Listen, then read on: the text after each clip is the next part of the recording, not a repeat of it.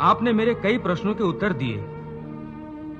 एक प्रश्न और पूछना चाहता हूं। सुना है कि मृत्यु के समय मनुष्य को बड़ा कष्ट उठाना पड़ता है, चाहे वो मृत्यु युद्ध भूमि पर किसी शस्त्र के घातक घाव के कारण हो या अपने आप आए। क्या मृत्यु को आसान बनाने का कोई तरीका नहीं है?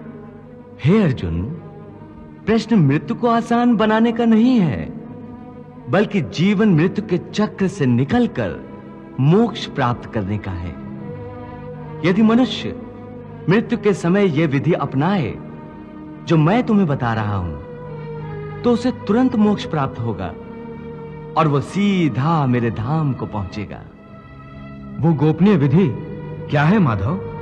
प्राण त्यागते समय अपनी सभी इंद्रियों के द्वार को रोककर तथा मन को हृदय में स्थिर करके और प्राण को मस्तिष्क में स्थापित करके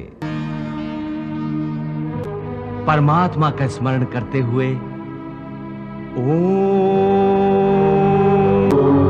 ओम मंत्र का उच्चारण करेंगे, तो वो मनुष्य जीवन भर कितना ही पापी क्यों न रहा हो, उसे मोक्ष अवश्य प्राप्त हो जाएगा। हे भोलेनाथ, प्रभु श्री कृष्ण कह रहे हैं कि मृत्यु के समय ओम शब्द के उच्चारण से पापी से पापी मनुष्य की आत्मा को भी मुक्ति मिल जाती है। देवी, ओम केवल एक शब्द नहीं है, समस्त मंत्रों का शिरोमणि मंत्र है ओम। इसकी महिमा अनंत है। आध्यात्मिक साधना की सफलता का केंद्र बिंदु ओम है। सिद्धि प्राप्ति का सूत्र भी ओम है। ये वो कमंडल है जिससे सारा ज्ञान और सारी सृष्टियां उत्पन्न हुई हैं। ओम की साधना ज्ञान और भक्ति के मार्ग को प्रकाशित कर देती है और अपने जीवन में ओम का उच्चारण करते रहने वाले प्राणी को सुख, समृद्धि, वैभव और वैराग्य प्राप्त होता है। प्रभु, ये बात तो मनुष्य के जीवन के संबंध में है, परंतु उसकी मृत्यु के समय ओम के उच्चारण का इतना महत्व क्यों है कि पापी मनुष्य के शरीर को शुद्धि और आत्मा को मुक्ति प्राप्त हो जाती है? देवी, मनुष्य के शरीर को ब्रह्मपुर कहा गया है और मानव देह के भीतर हृदय कमल में आत्मा की दिव्य ज्योति प्रकाशित रहती है।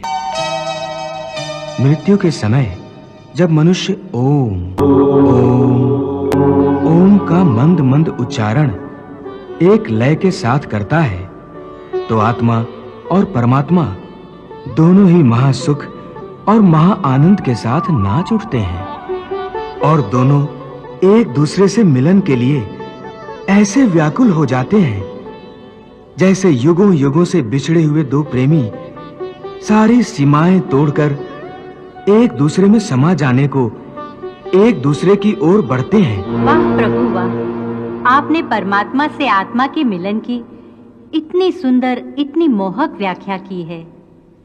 देवी, मानव शरीर को प्रभु ने मुक्ति का द्वार कहा है, परंतु मनुष्य इसके महत्व को समझ नहीं पाता। इसी महत्व के कारण मानव शरीर की रचना भी विशेष रूप से की गई है।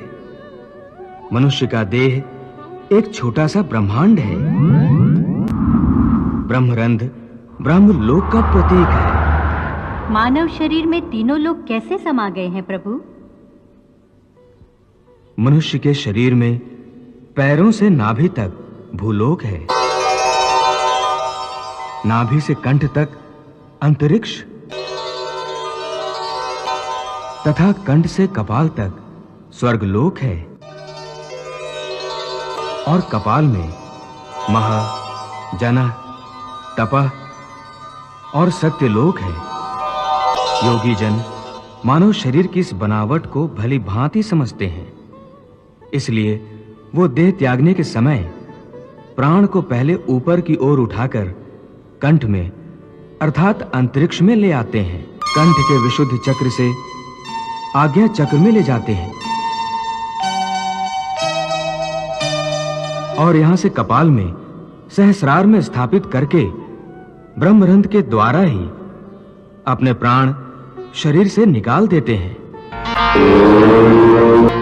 साधारण मनुष्य को इस विधि का ज्ञान नहीं होता, इसलिए उनके प्राण प्रायः दूसरे द्वारों से निकलते हैं।